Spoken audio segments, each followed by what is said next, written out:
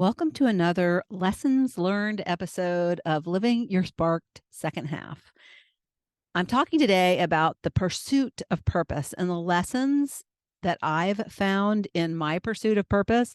And I want to share what I believe about purpose. And it might help you if you're somebody who is at a place where you're just missing something and you feel like, I wish there was more. And it might be purpose. And what I found is that we are our happiest when we are in pursuit of our purpose. And so I wanted to talk about that and what, in my opinion, I think holds people back from finding it. I also want to tell you that I have a free training that's coming up, the brand new free training I'm doing. And it's called The Awakening of the Empty Nester. And it's not just for empty nesters, but since I'm an empty nester, my story is about after my kids left and thinking they were my purpose. And then my purpose was all of a sudden gone. So, but it can relate to people who maybe not have kids, but still find themselves at midlife struggling and wondering, is this all there is? And so for me, what I came to realize in not only finding my purpose, but and helping other people find their purpose is that we sometimes mistake purpose for this big thing that is gonna, like, once we find it, it's gonna be like, oh my God, that is it. That is what it is. Thank God I found it. And now I can truly live it. But really, purpose is not a noun. It's not a thing that you find. I say, and I came up with this idea, and I think it helps. It's not a purpose is not a noun. It's a verb. It's in the doing of the activity. It's in the thing that you love to do, not the thing that you love to love. And that's where the mistake comes in, is that I think sometimes we latch on to a person or a thing. And the problem is, if it doesn't come internally of something like an activity that you love, and it's more of a thing outside yourself, then it has a really strong potential of going away, and then you're left with seeking new purpose. So I want to talk about that and share my thoughts. And I have 3 tips that I think, or things that will help you, if you have these things, will really help you for sure guide you to your purpose. So I'm going to share these 3 things at the end, but I want to start by talking about passion and purpose. They're 2 separate things. You can have passion without purpose, but you can't have purpose without passion. So that's kind of the thing. So passion is really a subset, I guess, or maybe it's a superset. Purpose is a subset. Yes, purpose is a subset of passion. Because like I said, you can have multiple things that make you passionate, but your purpose is this thing that make this doing that makes you feel purposeful. How's that? Defining the word with the word or a form of the word. I was always told that. Don't define the word with a different version of the word. So purpose is being purposeful. All right. So for me, passion, and I looked up the definition. So this is what passion is defined to be: a strong feeling of enthusiasm or excitement, either for something or about doing something. Passions are often something you would love to do constantly. All right, so let me break down this definition. So excitement either for something, so that's when passion could be about something external, or about doing something. And when you're doing something, I think that's where it's internal. And if passion is something you're doing constantly, then that could be indicative of a purpose. But if it's something that you love doing all the time, then yeah, wouldn't you want to do that all the time? And could you make that like your work? You make that your job? If you don't need the money, then still make it it could be your everyday hobby. And if you would like it to make money, then pursue something around that could make you money. So you could do it all the time. That's the idea, right? And so passion is a feeling. So it's not a thing, it's a passion. It's in the feeling for a thing or a doing. Now, purpose, I say, is doing an activity, but it's deeper than that. It goes a little deeper than that. It's the what and the why. What are you doing and why are you doing it? So, and I say that because purpose can be as simple as, well, I'm gonna I'm gonna have a dinner party. Okay. I'm gonna have a dinner party. That has purpose, right? But is it something that you're going to want to do all the time? No. Is it something that's going to really light you up and make you super passionate? Well, maybe if you like cooking or you like talking to people and socializing, but it's not something that's like sustainable that you're going to do all the time unless you want to be a chef, right? So that's a clue. If you really love dinner parties, maybe that is your passion that would turn into a purpose. But if it's giving you that feeling of passion, you could do it all the time, right? Make it turn it into something. But anyways, the definition of purpose is the reason something is done. It includes intention, resolution, and determination. It's the impact we want to have. So if we're doing something for a purpose, we would have a feeling of passion that we're going to have an impact, that we're going to be, somebody's going to feel impacted by what we're doing. And that impact gives us that why. So again, passion and feeling, purpose is kind of the what and the why. Purpose, verb, not a noun. So then there's this thing called dharma. And it's funny about this thing called dharma is that I never knew what dharma meant. And I saw that show Lost. I used to watch Lost. I loved Lost. But I could never figure out like what was really going on. It's just like you're just like it seems so real, but how can it be real? Because it's some of that stuff isn't real. And so, of course, if you've watched Lost, and hopefully, if you haven't watched it and you're watching it on Netflix or binging it or something, you might want to skip over this part.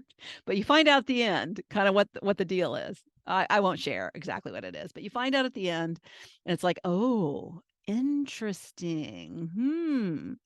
But I never knew what dharma meant because they had this thing called dharma on the island. And it was like this science experiment called dharma.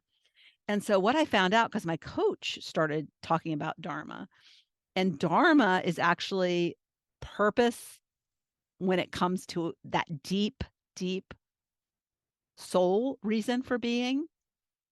So it's your soul's purpose, your soul's function or higher calling, kind of the cosmic law and order.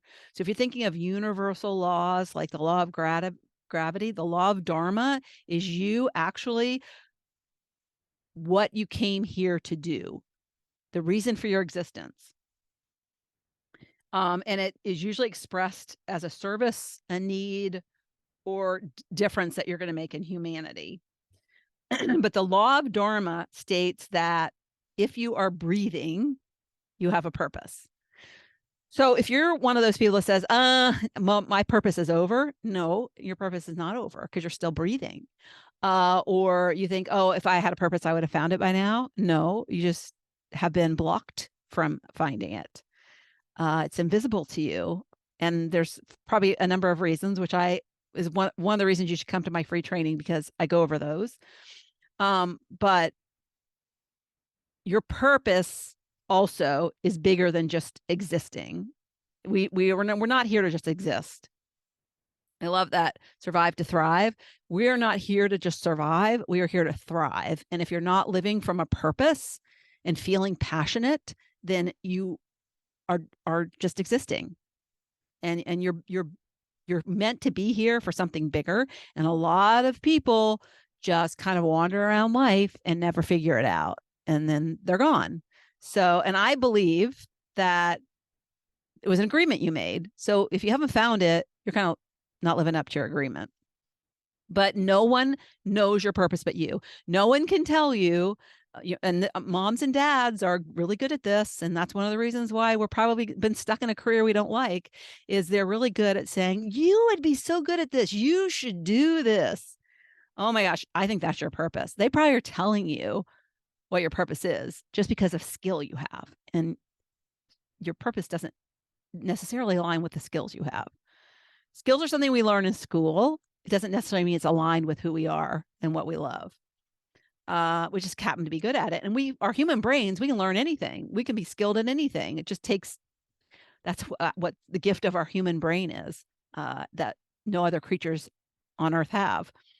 But the more that you are in alignment with who you are and who you came here to be and what you love, which is really the natural expression of who you are. If you're authentically showing up in life and you're not trying to please other people and you're not wearing a mask, trying to be someone who you're not, then it's your purpose can be revealed more easily. And a lot of people, and I studied under Alex Paulos, who does personality typing, and he's an expert in this.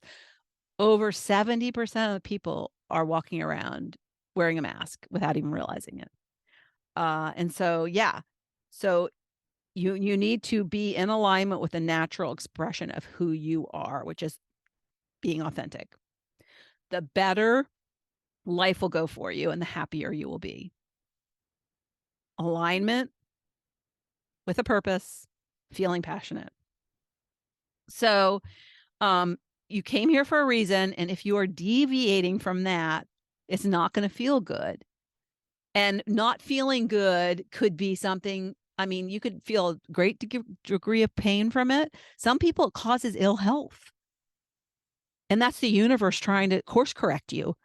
So I've had people on my podcast and they're like, oh my gosh, I had 2 heart attacks. Well, that's the train wreck the universe is giving you to get you back on to the right track. Think of the train as having a fork and there's 2 paths, and you go one way and that's the wreck, which is 2 heart attacks, and going the other way is where it's going to feel really good and you're going to be really happy.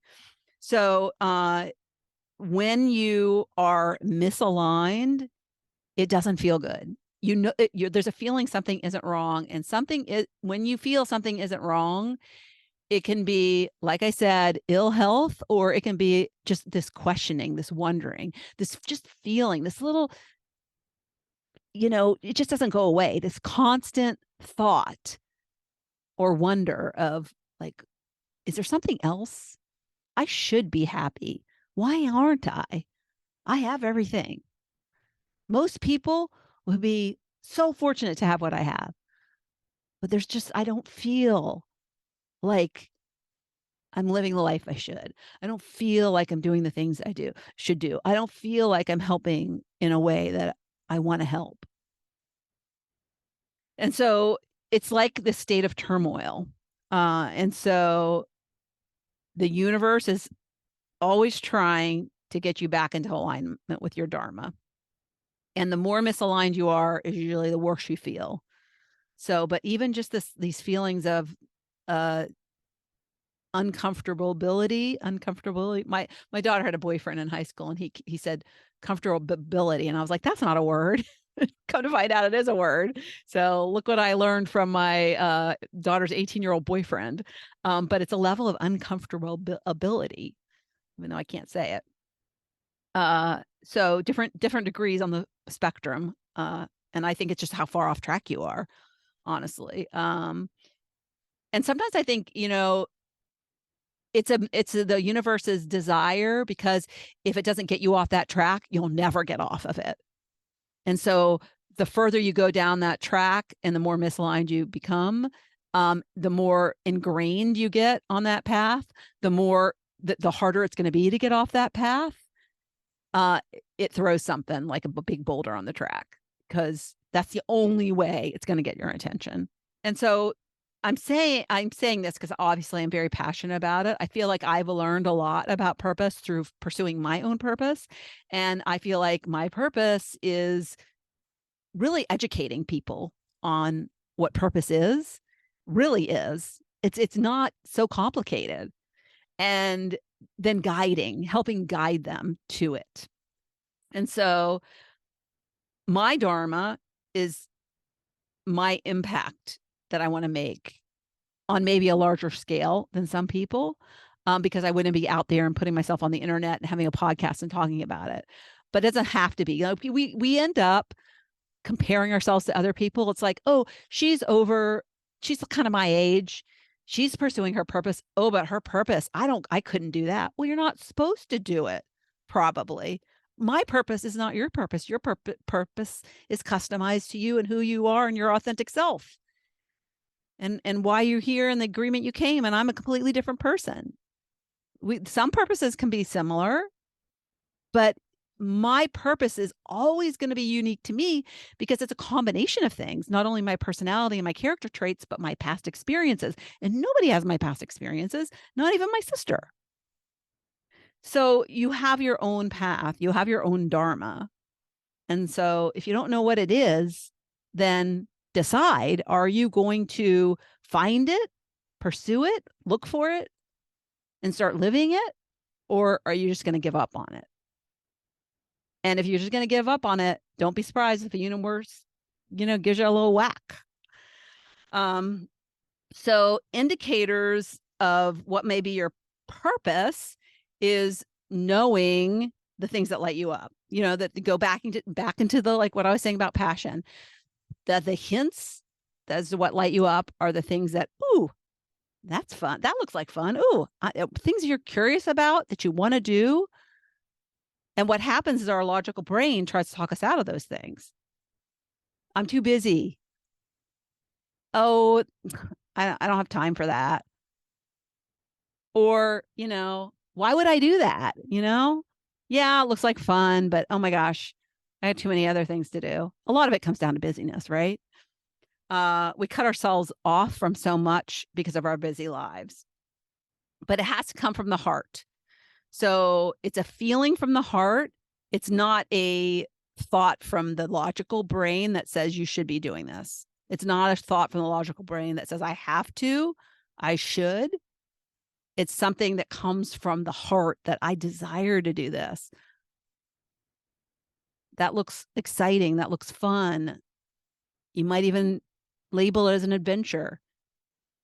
But the pursuit of purpose, remember, like I said, it's the doing. It's not the destination. Yeah, we have goals around our purpose. I have goals around the number of people I want to help. I have goals around how many times I want to open the second half Spark School this year. Yeah. So that's kind of a destination. Oh, I'm going to open the doors on this date to the second half Spark School. But the doing I'm doing now, the talking here to you, the creating the training that I'm going to be rolling out on the 31st, the talking to the people on Instagram and YouTube and, Facebook. That's the doing that fulfills me and excites me. I was talking to a 14-year-old on YouTube about purpose. And like that, I love that. I love that. So it's not the destination. I just have to know what it is and start to pursue it. And then it grows. It's like the more you the more you find passion in the doing, the more clear what more you want to do with that. It starts as little things, and then the steps might get more clear, or they do get more clear, but the steps are more concrete and the goals become like more concrete. And you can say the goals are the destination, but I always say goals are just a stepping stone to another goal. They're just really milestones in life. The goal is like get to the end and, be happy with the life you lived. So, but tuning into that feeling of passion is kind of like your GPS, or it's kind of like, the hot cold game. I think this is a really good one. You play it where you're colder or you're hotter. So if you're feeling kind of like, well, you're colder. If you're feeling, I like that. That's hotter. You're getting closer. So that's your kind of leading or taking action based on your passion. So letting passion be your guide. And so if you have multiple passions, then, dabble in them all. See which one kind of rises to the top. That's what I would say. You can have multiple passions. But I think there's always going to be one that is going to be kind of your guiding force. And so that's for you to figure out. But I would say don't cut yourself off from any of them, because some of them, remember, our logical brain comes in. So if you have like, oh, I like this and I like this and I like this, well, I can't do that.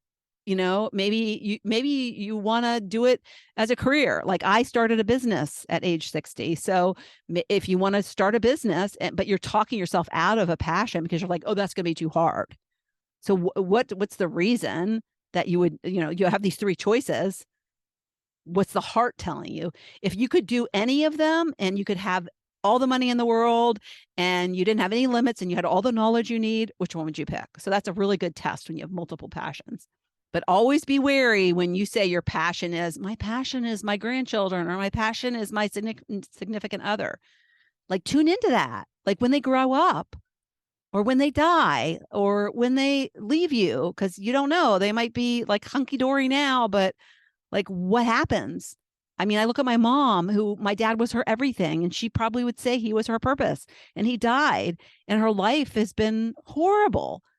She just like curled up into a ball, and she's like laying in a assisted living home in diapers, and could have had, he died in 2007. It's almost like she retired at age 50 and she's now age 84. And I think about how she had a great life for 22 years with him, but she's going to live maybe 22 years in this horrible situation because my dad was her purpose. Her purpose was a noun. It was a thing. It was a man. And so that's another reason I think I'm really passionate about this. And why I want you to know it has to come internal. It's the doing. It's the doing. And she was a guidance counselor, and she was so good and loved what she did. And she could have been a coach, coaching people and changing lives. And I think that truly was what would have been her purpose if she had not, if she had really understood. I think a lot of it's just an awareness and an understanding. All right, so I'm going to end with the 3 things you'll need. I'm going to wrap up. But the 3 things is you need to believe. You need to have a belief that, number 1, purpose exists. And purpose exists for everyone. And number 2, you have a purpose. If purpose exists and you don't have a purpose right now, you have one. You just haven't found it. Your soul has a primary purpose, and it is possible for you. And that belief needs to be like, no doubt, no doubt. Because it's harder to manifest things into your life. And if you want to find purpose, that's part of the manifestation process. Manifestation it's about like how you want to feel and not just like material things. It's what do you want to attract into your life. So if you want to attract a new purpose, believe that one exists for you. Because if you have doubt, then you're just going to repel it potentially. All right. So faith, belief, so important. Number 2, know what lights you up. So, and some of us don't. I didn't. I was like, I don't know what lights me up. I like to go on trips. I like to meet new people. I like to learn new things. I mean, all these general things. I had no idea. So you have to experiment. And that's one of the things I help people do in the Second Half Spark School. We do a lot of work. We do a lot of work in like understanding. A lot of people, like I said, aren't living their authentic self. So it's kind of uncovering and revealing who that is and being okay with who that is, which is really eye-opening. And then kind of like figuring out what those things are. And some things come up from the past. It's crazy. Things that we like are totally blocked from. It's kind of like been blacked out. And so, and it's not because I have any trauma necessarily. I didn't have any trauma in my life, although I did uncover something recently. It's kind of childhood trauma, but I never saw myself as traumatized. I had a really great life, really loving parents. But that's so number 2 is know yourself and what lights you up. And number 3 is be open to new ideas. So if you're sitting here kind of judging and thinking, oh, easy for her to say, then in a way, you're kind of pushing back on it. You're not receptive. So if you're being triggered by this, then you should probably look and explore that, because it means that there's something there. And it is probably that you don't have a purpose and you want one if you're being triggered by it. So really explore that. So I say get curious about what you love, get curious about how you're feeling, and if you're not feeling open, why you're not feeling open. But you need, in order to find purpose, to be open to new ideas and new perspectives, and be willing to change and get uncomfortable. Because what comfort is doing the same thing you're doing. But if you keep doing the same thing you're doing, then you're not going to change. Things aren't going to change. What the quote is, insanity is doing the same thing and expecting different results, doing the same thing over and over and expecting different results. So those 3 things are key. Believe that purpose exists and that it's there for you. Know what lights you up, what gives you passion, and experiment, and be open to new ideas and be willing to change. And I want to end with this quick story of one of my students that was so, oh my gosh, I try to hold myself back from crying, but it was such an amazing, for me, realization of the work I do, or the realization of the effectiveness, the simplicity really of what I do, but how important it is to do it when I can shift something in somebody so they see things differently, and have these kind of aha moments. And I'm not going to name names of the student, but the student was one in, and this might be you, so I think it's really helpful to share it.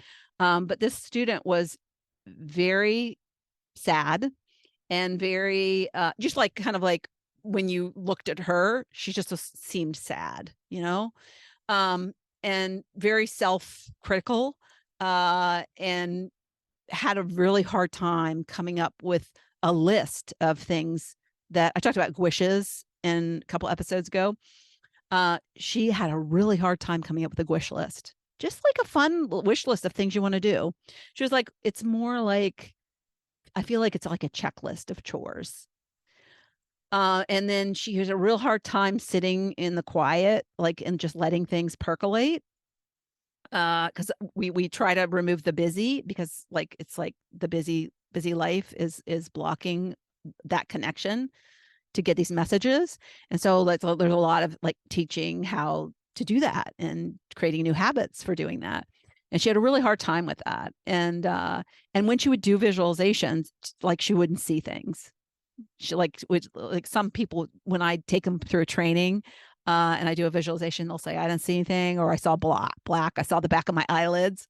That happens. That just shows that if people do that, it's all the more reason to seek help and figure out how to open that connection.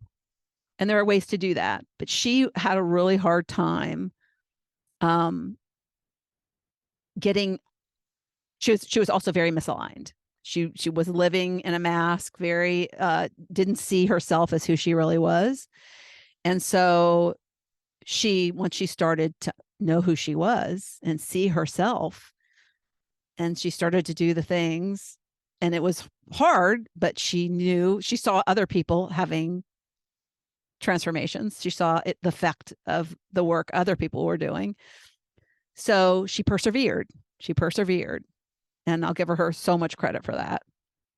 And we got on a coaching call. It was probably about, oh gosh, trying to think how many calls in. And And I was expecting like get on the call and probably more resistance, more struggles. What's going to be the struggle this week? We get on the call and she says, I found my purpose. I found my purpose. And I was like, oh my God, where did you find it? And again, I want to be clear. It's not a noun. It's not a noun, but what it was for her was an idea, an inkling. And when you have a download of an inkling, that inkling will give you an idea for action to take. So you can have an inkling, you can have an idea of a purpose, but if you don't take the step to pursue it, it doesn't matter. It's over. Game over. You have to take the step. And that's where I say you have to be open for change and to be uncomfortable, because a lot of people they'll have this inkling of, oh, I think that I would like to do that. That gives me a reason. That feels impactful. That would be a what that I could do that, and and then where they get stuck is like, well, how do I do it? So then that has to be the next inkling. So you work on, okay, help me, universe. Okay, I kind of had this idea. Okay, what's the next step? What help me have an idea, because all the ideas are inside of us, which to get quiet and listen for them. And then it'll come. It'll come. And it's just simple steps. But what she told me was, I mean, it was pretty incredible. And what she said, and I would have never guessed this in a million years. She said, when I was a young mother, I decided to kill myself. One day I was going to do it. And I had all planned. And my friend called me out of the blue. And she said, I don't even know why she called me. We hadn't planned to talk. And I don't remember what she said to me. But we talked for a while. And in that moment, and she had no idea, her friend had no idea what was going on. And she said, and by the end of the call, I decided I wasn't going to kill myself. And she said, I want to do that. I want to help people with that. And I was like, whoa, here is a person who has been sad for, I don't know why. She's comparing herself to others. I know she's misaligned. I know she has some blocks. We'll work through those. But doing the work, something that probably she had forgotten until she did the work.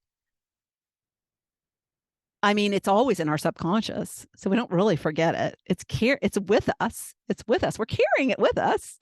It's stopping us from doing things. It was stopping her from doing things, but it was just blocked. It was a memory that she had suppressed, much like the childhood trauma I just uncovered. And so, yeah, it was powerful, very powerful. So she found it. She did the work, and she like she got the inkling. She got the inkling of the what and the why. And that's where purpose comes in, that makes it impactful. Like, and it doesn't mean like she could just go volunteer at the suicide hotline. That could be the simple thing that she starts. The next step is simply Googling suicide hotline. Where is one? Can I volunteer? How can I help? Can I take a training on how I could be somebody who helped these people? Who knows? So that I just wanted to share, because it doesn't matter how blocked you are. It doesn't matter like if you're resistant. If you truly want it and desire it, it's there for you. It's there for you. So I hope you enjoyed this episode that I'm so passionate about, so passionate about this topic. And I hope you can take time to come to my training. And you can attend live or you can watch the replays, but you got to sign up. Registration will be open soon. So thanks so much for listening. Just watch this channel. Watch my Instagram, watch my Facebook. Obviously, I'll be talking about the training that will be starting soon. All right, bye. Thank you so much for tuning into the Not Your Average Lives podcast. If you haven't yet, make sure to subscribe on iTunes if you have an Apple device. You can find free resources and learn what else I have going on at the moment that might interest you on my website at notyouraverage.grandma.com. You can also find me on Instagram or Facebook at notyouraverage.grandma. If you liked this episode, it would make my heart so happy if you could leave me a 5-star rating. You can also add a review to let me know what you like about this podcast, which will help spread the word about it to others who need a little midlife inspiration. As always, be you, listen to your inner voice, and focus on reigniting that lost spark so you can start living your own, not your average life.